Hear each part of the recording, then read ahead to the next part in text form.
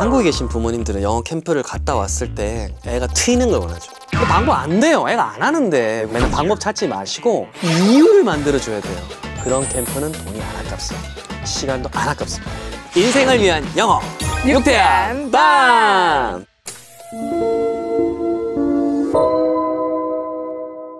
안녕하세요. 반갑습니다. 영어를 정말 사랑하는 사람 혼공쌤 허준석이라고 합니다.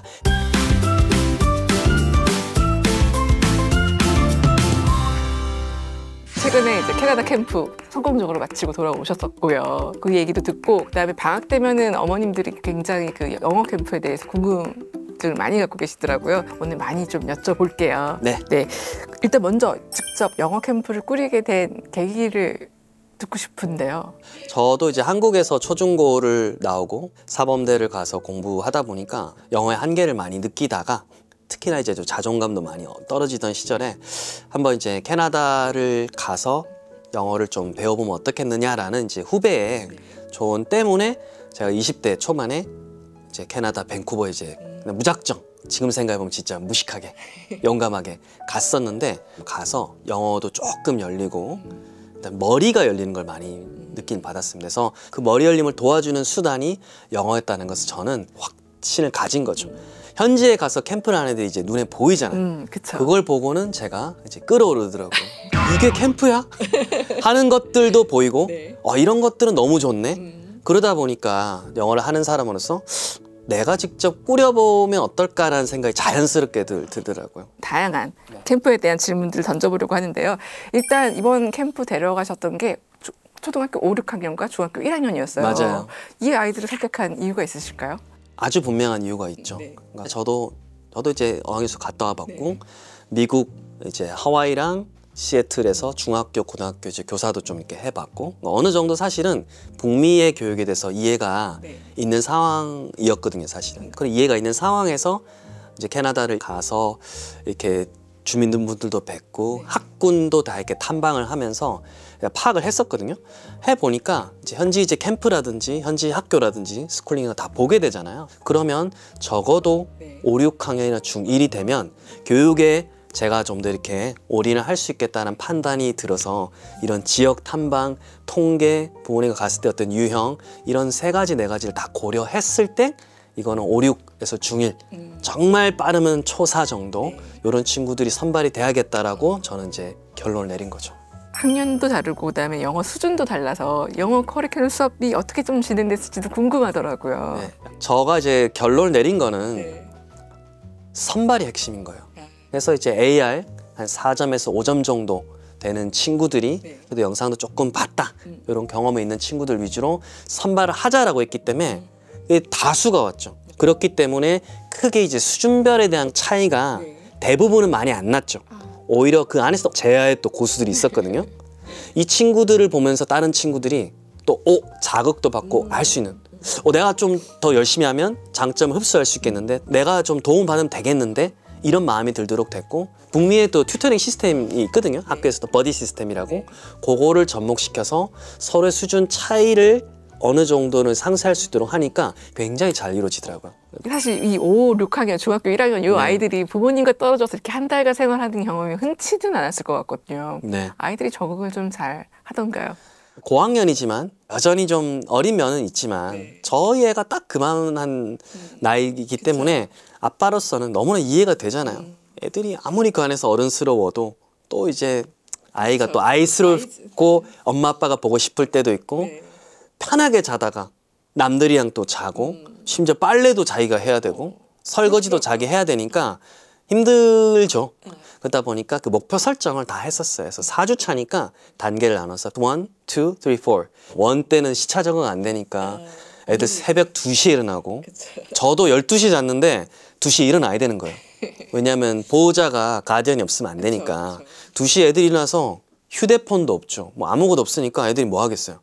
책 읽고 공부하는 거예요. 너무 심심해서 할 게 없어서. 투 때는 이제 빨래라든지 이런 거 하려고 하니까 애들이 연습을 하고 왔거든요. 사실 연습 시켰는데도 현지에 가면 세탁기 또 다르죠.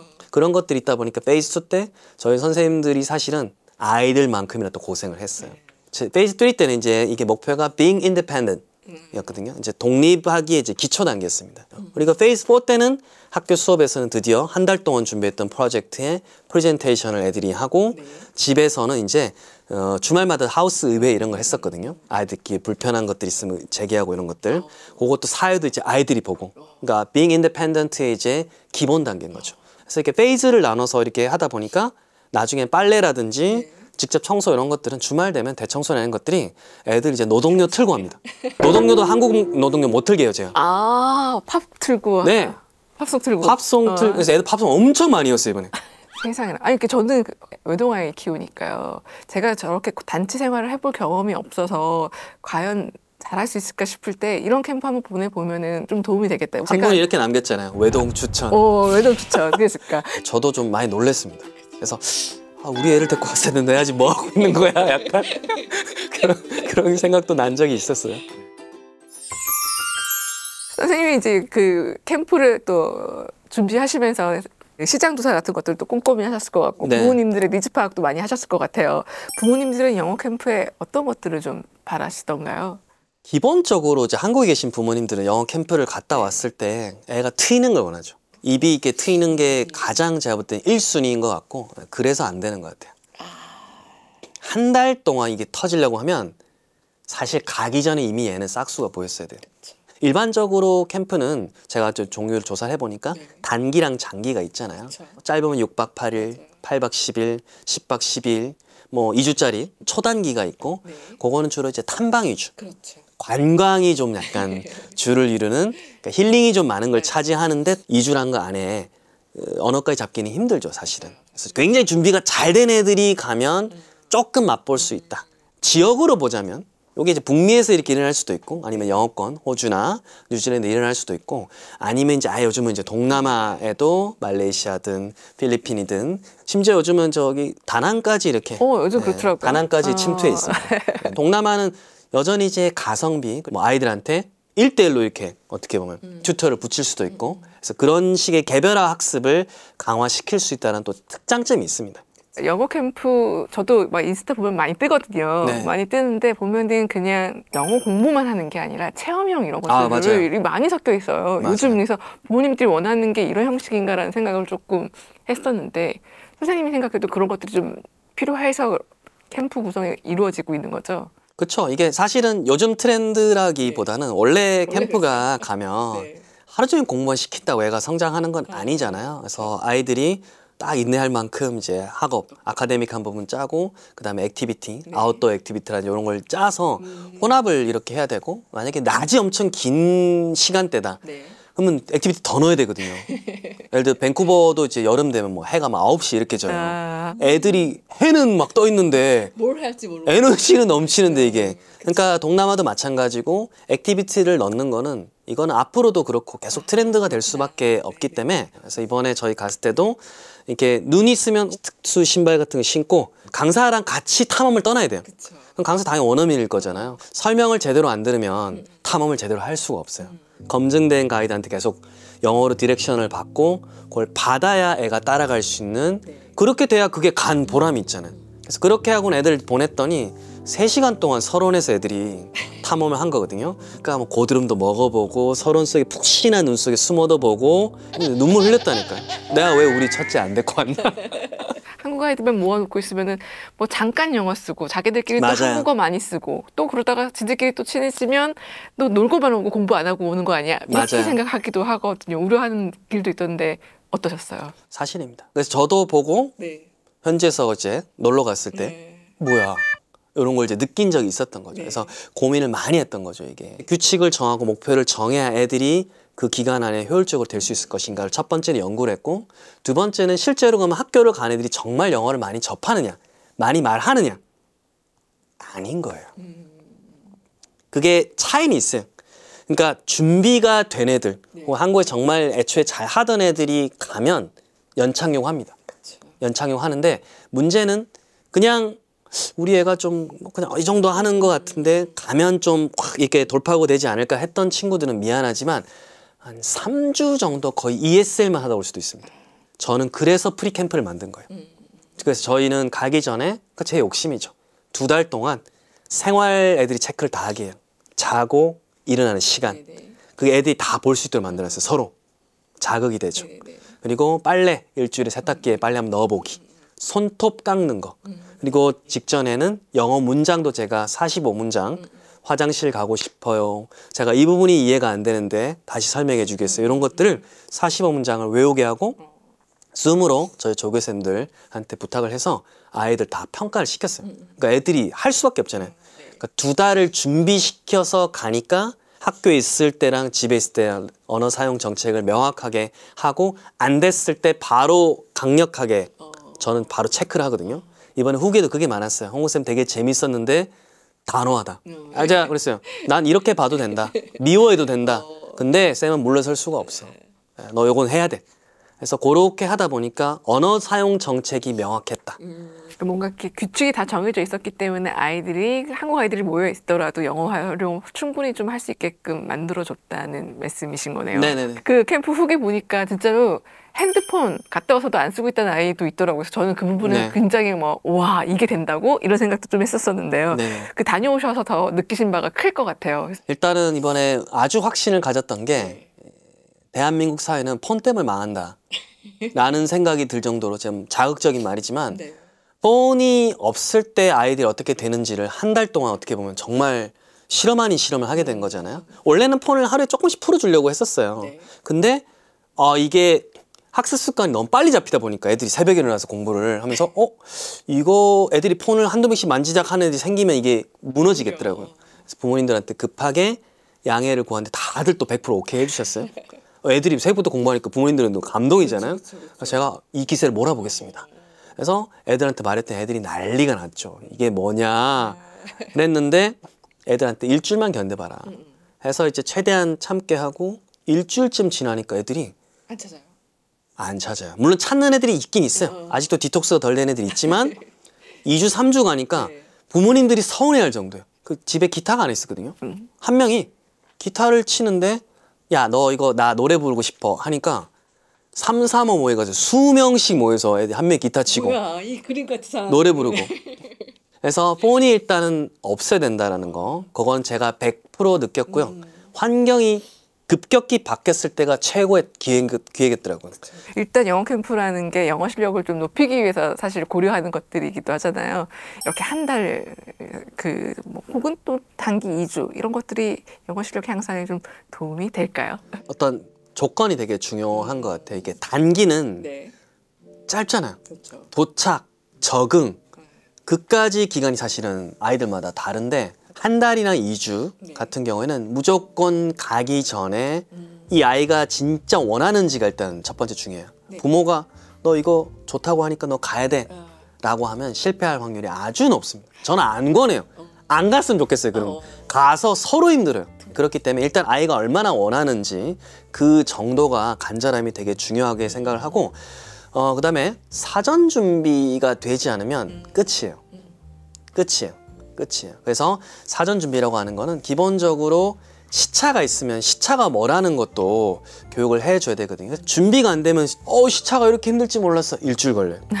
그 다음에 어떤 language barrier, 언어 어떤 장막이 있을 수 있잖아요. 그래서 가기 전에 저는 적어도 생존 필수 표현 같은 거 저는 한 45개 정도? 많다고 생각하실 수 있죠? 아닙니다. 기본도 체험을 못하고 온 애들이 상당히 많습니다. 상당히. 그잖아요. 뭐 홈스테이 집에서 라이드 해가지고 학교 집만 갔다 오면 애가 뭐 얼마나 자주 뭐 대중교통을 타겠어요. 얼마나 자주 뭐 동네 맥도날드를 가겠어요. 그렇기 때문에 가기 전에 그런 것들을 이미 준비를 해가면 가서도 한번 써보고 싶은 거잖아요. 아니까 해봤으니까. 그래서 실전 해봐야죠. 그렇죠. 그래서 사전 준비가 거의 90% 이상이다. 그게 됐을 때 갔다 와서 애들이 영어 잘하는 애들 있으니까 나도 다시 애들처럼 잘해야겠어. 이게 연계가 된다든지 앞으로 내가 이런 데 대학 와서 공부하고 싶어. 목표라는 게 생기잖아요.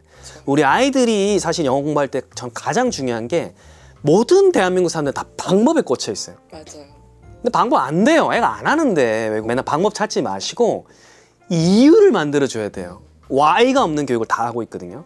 그래서 가기 전에도 이유가 있어야 되고 갔다 와서도 애가 계속 영어 공부할 Why가 있어야 돼. 그렇지 않으면 그냥 학원 뺑뺑이 하고 시험 치는 거예요. 고통이에요. 그렇기 때문에 가기 전에 사전 준비 그리고 갔다 왔을 때에 대한 비전을 부모님께서 명확하게 그리면 그런 캠프는 돈이 안 아깝습니다. 시간도 안 아깝습니다. 근데 준비 안 하고 그냥 돈 모아서 레벨 테스트 봐서 배정 받아서 갔다 온다? 굉장히 리스크가 좀 크다고 봅니다. 굉장히. 영어 실력이 좀 떨어지는 친구들, 자신감이 좀 없는 아이들 같은 경우에는 오히려 그렇게 부모가 등 떠밀어 넣어서 캠프에 가게 될 경우 자신감이 좀 떨어지거나 위축될 수 있을 것 같다는 생각도 들어요. 그렇죠. 그런 아이들은 좀 캠프를 안 가는 게 맞겠죠. 그 친구들도 사실은 캠프 이전에 여러 가지 소프트 버전의 뭔가 활동을 네. 한국에서 좀 이렇게 해보면서 부모님께서 리트머스 시험지에 우리 아이는 이 어떤 반응일지를 사실은 체크를 하면서 점점 올린 다음에 이제 캠프를 이제 보내는 게 맞죠. 한 가지 예를 들면 저희 캠프에서도 이번에 20명을 선발을 했는데 영어 유치원 출신이 몇 명 뽑혔을 것 같아요? 한 5명은 있지 않았을까? 20명 중에? 정확합니다. 네. 아, 5명이요? 4명에서 5명. 비영유 출신이 한 15, 16명이잖아요. 그죠? 전국 단위로 뽑았기 때문에. 네. 근데 재밌는 거는 영어 실력이 압도적이었던 것은 지방 출신이었어요. 대신에 읽고 영상 보는 거는 이제 매니아 수준이었던 거예요. 그 친구 3, 4주차 때 굉장히 저 놀랬습니다. 현지 엘리멘터리인 줄 알았어요. 그러니까 그런 애들도 있더라고요. 반대로 이게 그 안에서 4, 5점 단위로 뽑았지만 성향에 따라서 아직 내성적이고 말을 못하는 친구도 있었어요. 얘는 기회를 강제로 부여해줘야겠구나. 그래서 원어민센터에 가서 당신이 아이들이 인터뷰를 하고 발표를 준비할 수 있는 걸 한 번 더 줘라. 했더니 원어민이 또 오케이! 얼마나 조전할 수 있거든요. 아웃풋의 경험이 이제 없어가지고 좀 힘든 친구들은 버디를 붙였죠. 본인이 느끼는 거예요. 이게 자기가 봐도 빨리 잘 되거든. 그래서 제가 쌤 칭찬 얼마나 안 하는데 너 진짜 많이 늘었다. 수준의 차이는 있지만 각자 성장을 하더라고요. 그래서 말씀드린 것처럼 영어 거부감이 강해지지 않기 위해서는 사전 준비도 중요하고 갔을 때 어떻게 또 하느냐에 따라서 또 많은 또 베리에이션이 또 있는 것 같습니다. 일단은 영어 캠프에서의 프로그램이 좀 제일 중요할 것 같다는 생각이 들어요. 그 커리큘럼. 맞아요. 커리큘럼 중요하고 그때 또 어떻게 맞춰가는 게 되게 중요합니다. 커리큘럼 볼 때 좀 뭘 체크해야 되는지, 그리고 또 커리큘럼 외에 어떤 것들을 좀 캠프 보낼 때 좀 신경 써야 될지 얘기해 주시면 좋을 것 같은데요. 그 수업 커리큘럼 안에 ESL과 현지 원전 수업에 이제 빌드업, 진화하는 과정이 녹아 있는지 아니면 그냥 정규 수업, 액티비티 이런 식으로 단선형으로 돼 있는지 만약 그렇다고 하면 물어봐야 되는 겁니다. ESL을 어느 정도 비중으로 합니까? 혹은 ESL을 길게 하고 짧게 하는 것의 차이는 뭐라고 생각하십니까?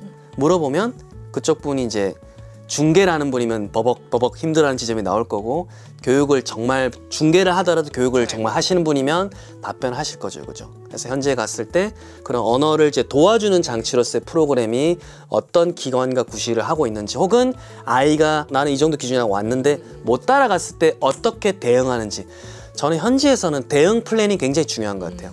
만약에 현지 학교를 이제 섞는다. 사실 부모 입장에서 너무 좋잖아요. 그게 얼마나 밀도 있을지는 그거는 늘 세모로 좀 생각을 하셔야 돼요. 그다음에 학교를 만약에 연계를 한다고 하면 다들 뭐 몇 년 전통, 뭐 명문 다 명문이겠죠. 근데 그래도 요즘은 구글링이 잘 돼 있으니까 검색을 해서 실제로 그 학부모님들 현지에 있는 분들의 레이팅 별점 만점에 몇 점이 되는지 어느 정도의 위치를 갖고 있는 것인데 여기서 이렇게 표현을 하는 건지를 실제로 보셔야 됩니다. 현지 한인분들은 다 알아요. 요거는 부모님들이 지혜를 발휘하는 수밖에 없어요. 굉장히 비싼 금액이고 우리 아이들한테 초등 때 이거 2, 3번 어떻게 가겠어요, 솔직히. 많으면 한 번이고 진짜 많아도 2번인데 꼼꼼하게. 우리 내 집 마련할 때 막 다 확인하잖아요. 남양인지 동양, 북양인지. 그거랑 똑같이 보셔야 돼요.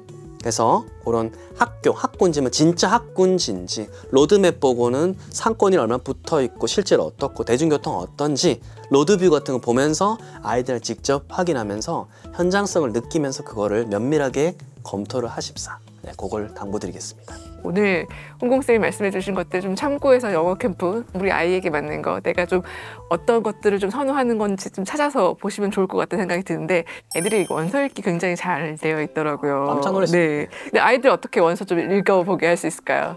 문자 해독이 편해지려고 하면 단어도 알아야 되고 그림이라든지 이런 걸 보고 조합을 하면서 이해를 해야 되는 거잖아요.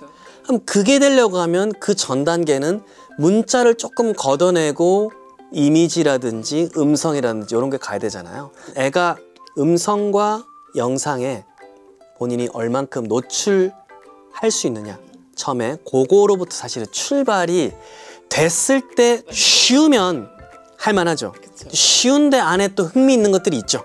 부모들은 자꾸 쉽거나 재미있거나를 옆에서 어떻게 하면 이렇게 헨젤과 그레텔 집을 찾아가게 하는 것처럼 이렇게 뿌려줄 것인가를 고민하는 어떤 코칭을 해주는 사람으로서 존재를 하면 애가 좀 짬이 쌓이면 6개월, 1년이 되면 읽은 권수 많아지잖아요. 너 이만큼 읽었네? 우와! 하면 그걸 가지고 뭐 약간의 보상을 해주고 또 다음 단계로 나간다든지 그렇게 되면서 애들이 레벨이 욕심이 생겨 본인이. 영어 캠프 관련돼서 굉장히 궁금한 다양한 질문들을 홍콩쌤께 여쭤봤어요. 근데 뭐 오해하시면 안 될 게 이 영어 캠프라는 게 영어 실력을 높이기 위한 방법 중에 하나로 그냥 이제 참고하는 거지 이게 뭐 누구나 가야 되고 뭐 그런 건 아니니까요. 궁금하셨던 분들이 이 영상을 보면서 좀 그 궁금증을 해소하시는 데 도움이 되셨으면 좋겠다는 생각이 들고요.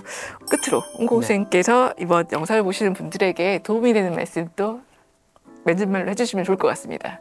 캠프는 영어 유치원과 마찬가지로 역시나 고액의 양날의 검이라고 봅니다. 굉장히 고액이고 그게 한 번 영유든 캠프든 이렇게 선택을 한다는 것은 우리 부모님들의 노후 대비가 그만큼 뒤로 가는 거로 생각합니다. 그러면 정말 아픈 마음으로 허벅지살을 베어내서 그거로 국을 끓여서 우리 자식들을 먹이면서 교육을 시키는 행위라고 저는 판단을 해서 전문가로서 오늘 말씀드린 대로 가기 전 가서 와서에 대한 정확한 그림 혹은 어렴풋하게라도 큰 그림 이 부모님이 반드시 있어야 되고 그리고 그런 그림을 아이가 이해하고 아이가 원할 때 그때 선택을 하고 선택을 했으면 돌아보지 마시고 아이를 믿고 그 기관을 믿어주십사 라는 말씀을 드리겠습니다.